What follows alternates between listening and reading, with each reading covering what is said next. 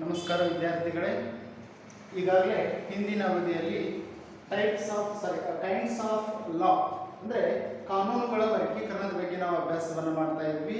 ಈಗಾಗಲೇ ಪ್ರಮುಖ 4 ವಿಧದ ಕಾನೂನುಗಳ ಬಗ್ಗೆ ನಾವು ಅಭ್ಯಾಸವನ್ನು ಮಾಡಿದ್ವಿ. ನಂತರ ಇಂದಿನ ಅವಧಿಯಲ್ಲಿ ಉಳಿದಂತಹ ಕಾನೂನುಗಳ ಬಗ್ಗೆ ನಾವು ಅಭ್ಯಾಸವನ್ನು ಮಾಡೋಣ. ಮುಖ್ಯವಾಗಿ ಖಾಸಗಿ ಕಾನೂನು ಅಂತದ್ದು ಪ್ರೈವೇಟ್ ಲಾ. ಈ ಖಾಸಗಿ ಕಾನೂನು ಅಂದರೆ ಏನು ಅನ್ನುವಂಥ ವಿಚಾರವನ್ನು ನಾವು ನೋಡೋದಾದ್ರೆ, ಇಲ್ಲಿ ಸಾರ್ವಜನಿಕರ ಖಾಸಗಿ ವಿಷಯಗಳಾದಂತಹ ವ್ಯಾಪಾರ ಆಗಿರ್ಬೋದು, ವ್ಯಾಪಾರಕ್ಕೆ ಸಂಬಂಧಪಟ್ಟಂಥ ಒಪ್ಪಂದಗಳಾಗಿರ್ಬೋದು, ಆಸ್ತಿ ಆಗಿರ್ಬೋದು, ಆಸ್ತಿಯ ಹಕ್ಕುದಾರಿಕೆಗಳಿಗಾಗಿರ್ಬೋದು, ಇಂತಹ ವಿಷಯಗಳಿಗೆ ಸಂಬಂಧಪಟ್ಟಂತಹ ನಿಯಮಗಳು ಏನಾದರೂ ಇದ್ರೆ ಅವುಗಳನ್ನು ನಾವು ಖಾಸಗಿ ಕಾನೂನುಗಳು ಅಂತೇಳಿ ಕರೀತೀವಿ. ಈ ಖಾಸಗಿ ಕಾನೂನುಗಳು ಮುಖ್ಯವಾಗಿ ವ್ಯಕ್ತಿಗಳ ನಡುವಣ ಸಂಬಂಧವನ್ನು ನಿರ್ಧಾರ ಮಾಡುವಂಥವುಗಳು, ಜೊತೆಗೆ ಸಮಾಜದಲ್ಲಿ ವ್ಯಕ್ತಿಗಳು ಹೇಗೆ ಬದುಕಬೇಕು, ಇತರೆ ಸಂಸ್ಥೆಗಳೊಂದಿಗೆ ವ್ಯಕ್ತಿ ಆದವನು ಹೇಗೆ ವರ್ತಿಸಬೇಕು, ಎಲ್ಲ ಅಂಶಗಳ ಬಗ್ಗೆ ನಿರ್ಧಾರ ಮಾಡುವಂತಹ ಕಾನೂನುಗಳೇ ಖಾಸಗಿ ಕಾನೂನುಗಳು ಅನ್ನೋದನ್ನು ನಾವು ಕಾಣ್ತೇವೆ. ಜೊತೆಗೆ ಪ್ರಜೆಗಳು ಶಾಂತಯುತವಾಗಿ ಮತ್ತು ಸಭ್ಯ ಹಾಗೂ ನಾಗರಿಕ ಜೀವನವನ್ನು ನಡೆಸಲು ಈ ಖಾಸಗಿ ಕಾನೂನುಗಳು ಬಹಳಷ್ಟು ಪ್ರಮುಖ ಪಾತ್ರವನ್ನು ನಿರ್ವಹಿಸುತ್ತವೆ ಅನ್ನುವಂಥ ವಿಚಾರವನ್ನು ನಾವು ಕಾಣ್ತಾ ಇದ್ದೀವಿ.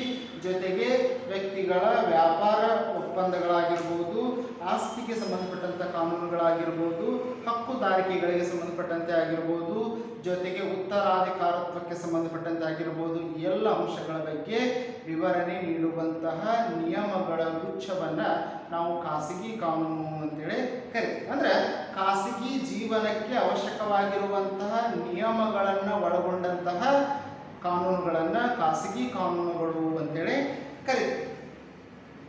Private law regulates the relations between the citizens. Private law includes the law of a contract, law of a property, and law of a succession. ಈ ಒಂದು ಖಾಸಗಿ ಕಾನೂನುಗಳನ್ನು ಮುಖ್ಯವಾಗಿ ಪ್ರಜೆಗಳು ಶಾಂತಯುತವಾಗಿ ಸಮಾಜದಲ್ಲಿ ಜೀವನವನ್ನು ಮಾಡಬೇಕು ಅಂತಂದ್ರೆ ಈ ಕಾನೂನುಗಳನ್ನು ಪರಿಪಾಲನೆ ಮಾಡಲೇಬೇಕು ಅನ್ನುವಂಥ ವಿಚಾರವನ್ನು ನಾವು ಕಾಣ್ತೇವೆ. ನಂತರ ಆಡಳಿತಾತ್ಮಕ ಕಾನೂನುಗಳು, ಅಡ್ಮಿನಿಸ್ಟ್ರೇಟಿವ್ ಲಾಸ್ ಅಂತೇಳಿ ಬರ್ತದೆ. ಆಡಳಿತಾತ್ಮಕ ಕಾನೂನು ಅಂತಂದ್ರೆ ಆಡಳಿತದ ವಿಷಯದಲ್ಲಿ ಮುಖ್ಯವಾಗಿ ಸರ್ಕಾರಿ ನೌಕರರಾಗಿರ್ಬೋದು, ಆಡಳಿತ ಸೇವಾ ವರ್ಗದ ಸಿಬ್ಬಂದಿಗಳಾಗಿರ್ಬೋದು, ಇವರ ಮಧ್ಯದಲ್ಲಿ ಮತ್ತು ಸಾರ್ವಜನಿಕರ ಮಧ್ಯದಲ್ಲಿ ಏನಾದರೂ ಭಿನ್ನಾಭಿಪ್ರಾಯಗಳು, ಘರ್ಷಣೆಗಳು, ಬಿಕ್ಕಟ್ಟುಗಳು, ವಿವಾದಗಳು ಉಂಟಾದಾಗ ಅವುಗಳನ್ನು ಬಗೆಹರಿಸಲು ಇರುವಂಥ ಕೆಲವು ನಿಯಮಗಳನ್ನು ನಾವು ಆಡಳಿತಾತ್ಮಕ ಕಾನೂನುಗಳು ಅಂತೇಳಿ ಕರಿತೀವಿ.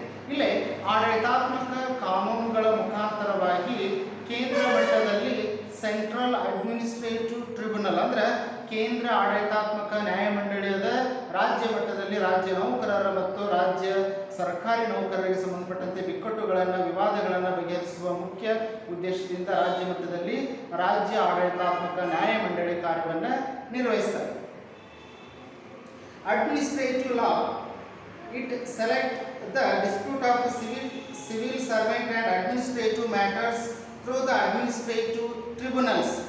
In union government, central administrative tribunal, and in the state administrative tribunal conduct inquiries relating to service matters.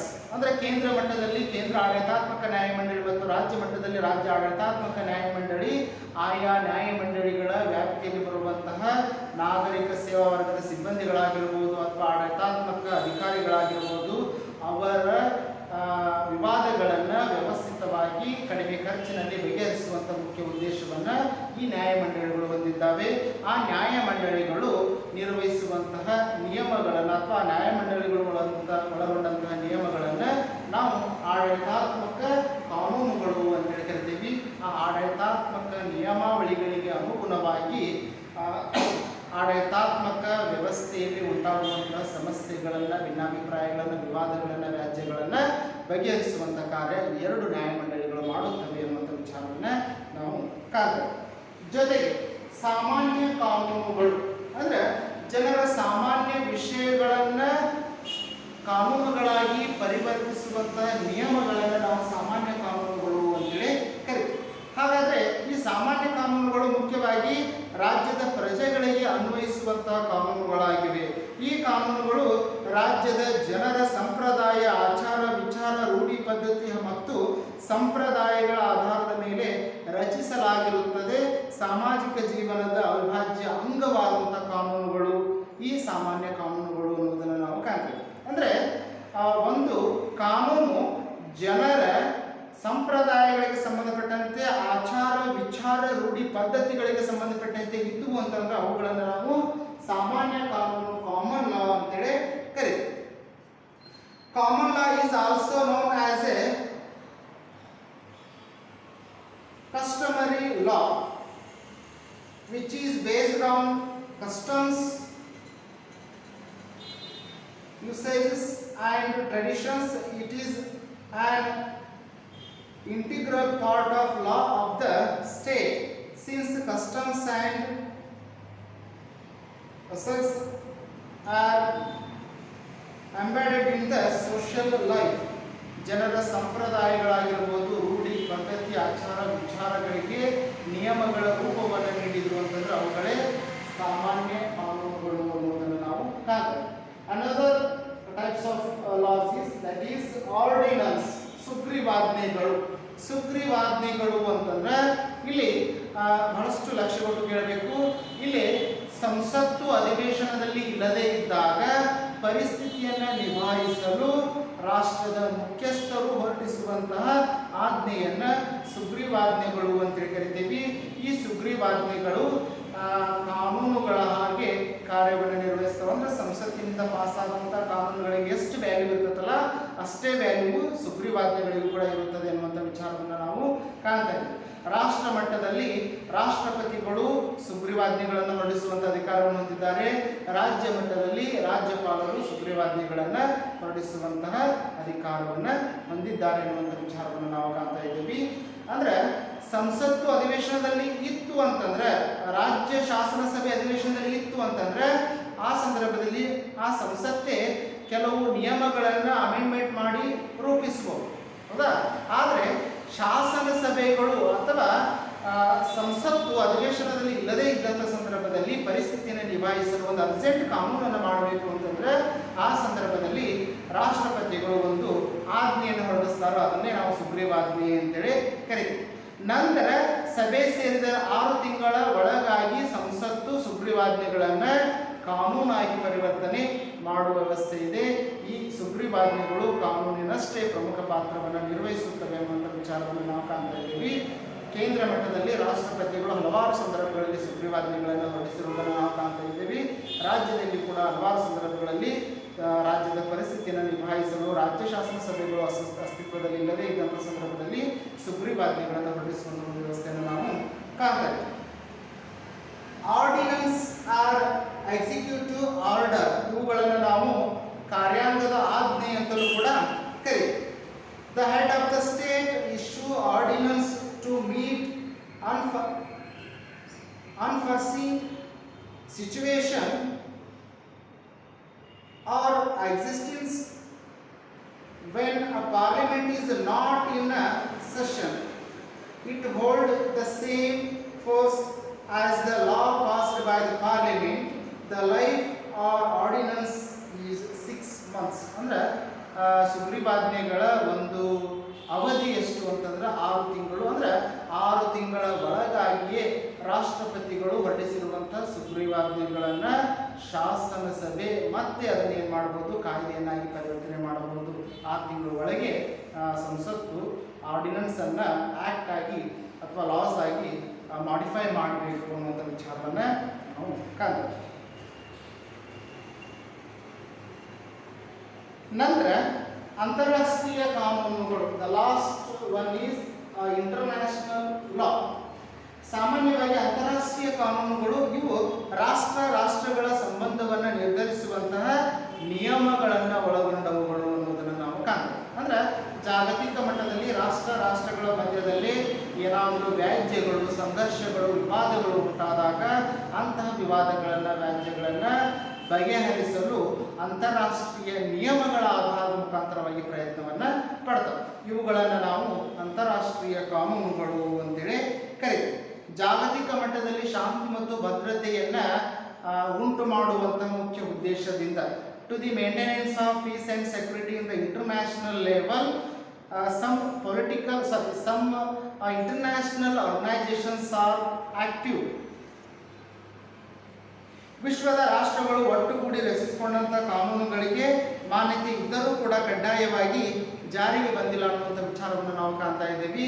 ಅಂತಾರಾಷ್ಟ್ರೀಯ ಕಾನೂನುಗಳು ಪ್ರಸ್ತುತ ವಿಶ್ವಸಂಸ್ಥೆಯ ಒಂದು ಪ್ರಧಾನ ಅಂಗಸಂಸ್ಥೆಯಾದಂತಹ ಅಂತಾರಾಷ್ಟ್ರೀಯ ನ್ಯಾಯಾಲಯ ಪ್ರಸ್ತುತ ನೆದರ್ಲ್ಯಾಂಡಿನ ಹೇಗ್ ಅನ್ನುವಂತಹ ನಗರದಲ್ಲಿ ಅಸ್ತಿತ್ವದಲ್ಲಿದೆ ಅನ್ನುವಂಥ ವಿಚಾರವನ್ನು ನಾವು ಕಾಣ್ತಾ ಇದ್ದೀವಿ. ಆ ಅಂತಾರಾಷ್ಟ್ರೀಯ ನ್ಯಾಯಾಲಯವು ಜಾಗತಿಕ ಮಟ್ಟದಲ್ಲಿ ರಾಷ್ಟ್ರಗಳ ಮಧ್ಯದಲ್ಲಿರುವಂತಹ ಸಮಸ್ಯೆಗಳನ್ನು, ವಿವಾದಗಳನ್ನು, ಬಿಕ್ಕಟ್ಟುಗಳನ್ನು ಶಾಂತಯುತವಾಗಿ ಅಂತಾರಾಷ್ಟ್ರೀಯ ನಿಯಮಗಳ ಅಧೀನದೊಳಗೆ ಅವುಗಳನ್ನು ಇತ್ಯರ್ಥಪಡಿಸುವಂಥ ಕಾರ್ಯವನ್ನು ನಿರ್ವಹಿಸ್ತಾ ಇದೆ ಅನ್ನುವಂಥ ವಿಚಾರವನ್ನು ನಾವು ಕಾಣ್ತಾ ಇದ್ದೀವಿ. ಇವುಗಳ ಮುಖ್ಯ ಉದ್ದೇಶ ಜಾಗತಿಕ ಮಟ್ಟದಲ್ಲಿ ಯುದ್ಧಗಳು ಆಗಬಾರದು, ಜಾಗತಿಕ ಮಟ್ಟದಲ್ಲಿ ಒಂದು ರಾಷ್ಟ್ರ ಇನ್ನೊಂದು ರಾಷ್ಟ್ರವನ್ನು ಆಕ್ರಮಣ ಮಾಡಿಕೊಳ್ಳಬಾರದು ಅನ್ನುವಂಥ ಮುಖ್ಯ ಉದ್ದೇಶದಿಂದ ಅಂತಾರಾಷ್ಟ್ರೀಯ ಕಾನೂನುಗಳು ಅಸ್ತಿತ್ವದಲ್ಲಿವೆ ಎನ್ನುವಂಥ ಅಂಶವನ್ನು ನಾವು ಕಾಣ್ತೇವೆ. ಜೊತೆಗೆ ಮತ್ತೊಂದು ಪ್ರಮುಖವಾದಂತಹ ಕಾನೂನದ ಅದನ್ನು ನಾವು ನೈತಿಕ ಕಾನೂನು ಅಂತ ಹೇಳ್ತೇವೆ.